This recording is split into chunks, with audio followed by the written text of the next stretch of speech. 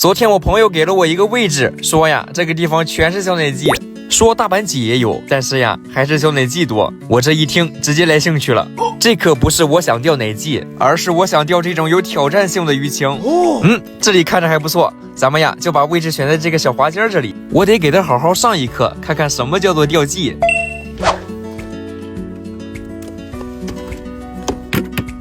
用长竿钓大鱼，所以咱们今天用一只卧顶王者神剑2代5点5H 7米2，浮漂吃铅3.5克，来一点大板鸡最喜欢吃的这种颗粒，走你！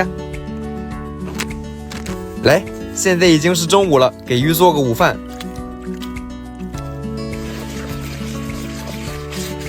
我们来看一看上一期的幸运儿。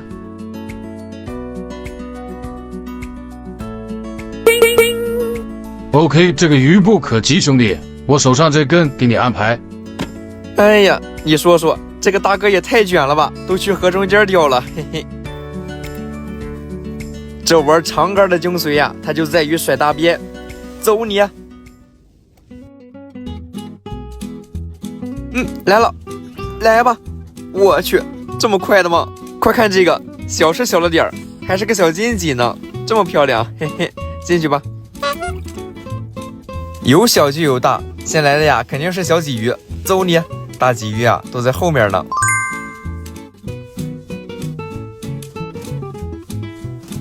哎，又来一个，这个能稍微大那么一丢丢，嘿嘿。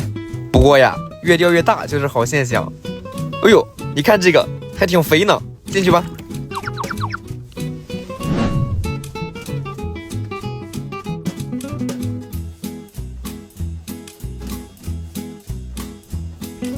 哎呀，这是干啥呀？我这浮漂拖着就给我走了，这小几瓜吃口也太猛了吧！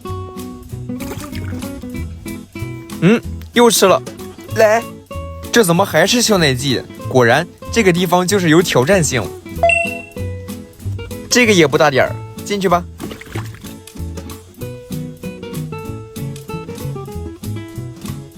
顶起来了，来，大螃皮，嘿嘿。哎呀，这么小个嘴你也能吃进钩子去？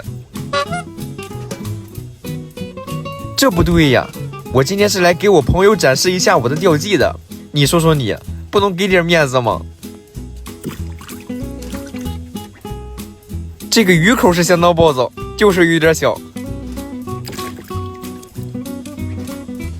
我的乖乖，这一个大的也没有啊，这个头也太均匀了吧，这不纯纯大炮打蚊子吗？这是小螃皮，进去吧。这个更小，又来一个，去！哎呀，不掉了。我的乖乖，这个头也太均匀了吧！下次啊，再怎么说我也不投铁了。好了，兄弟们，撤退吧。